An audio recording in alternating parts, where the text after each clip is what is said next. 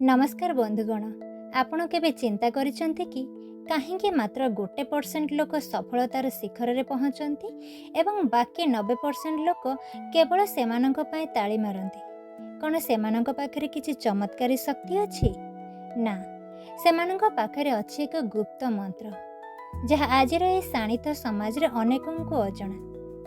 आजिर ए video रे आपणक जीवनर सबुठारु गुरुत्वपूर्ण समय हेबाकु जाउछि, कारण आज आपण निज भितर लुचि रहितिबा से अजय शक्ति को आविष्कार करिवे। अनेक कहती सफलता केवल भाग्यर खेल, किंतु वास्तव में भाग्य कौन? साहित्यिक भाषा रे कहले भाग्य होछि परिश्रमर एक प्रतिफलन। जो माने हातर रेखा को देखि बसी रहंती सेमानंक पाए समय स्थाणु हो जाए, किंतु जो माने निजर आदम्य इच्छा शक्ति बल कर्म करती सेमाने निजर भाग्य निजे लेखंती।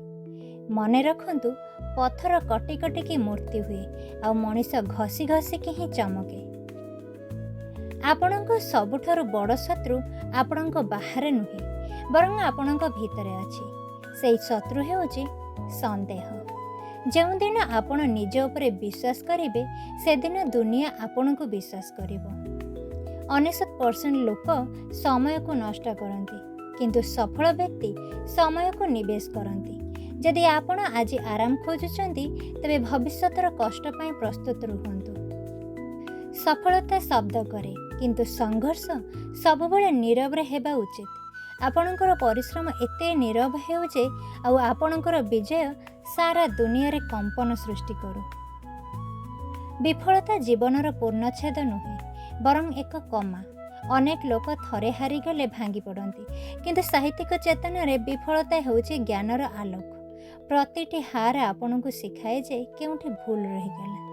ଯେପରି ଅନ୍ଧକାର ପରେ ସୂର୍ଯ୍ୟ ଉଦୟ ନିଶ୍ଚିନ୍ତ, ଠିକ୍ ସେହିପରି ସଂଘର୍ଷ ପରେ ସଫଳତା ସୁନିଶ୍ଚିତ। ଆପଣଙ୍କୁ କେବଳ ଧୈର୍ଯ୍ୟର ସହିତ ସେହି ଶେଷ ମୁହୂର୍ତ୍ତ ଯାଏଁ ଲଢ଼େଇ କରିବା ପାଇଁ ହେବ। ଶେଷରେ ଏତିକି କଥା କହିବି, ଆପଣଙ୍କର ଜନ୍ମ କେବଳ ପୃଥିବୀର ଏକ ସଂଖ୍ୟା ହୋଇ ରହିବା ପାଇଁ ହୋଇନାହିଁ। ଆପଣଙ୍କ ଭିତରେ ଏକ ଅଜୟ ସୂର୍ଯ୍ୟ ଅଛି, ଯାହା କେବଳ ଆପଣଙ୍କର ଆତ୍ମବିଶ୍ୱାସ ହିଁ ଜଳାଇ ପାରିବ।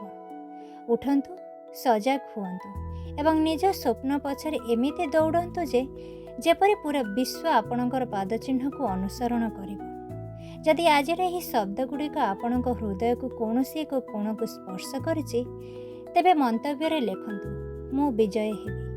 ଆପଣଙ୍କ ସଫଳତା ପାଇଁ ମୋର ଅନେକ ଅନେକ ଶୁଭେଚ୍ଛା।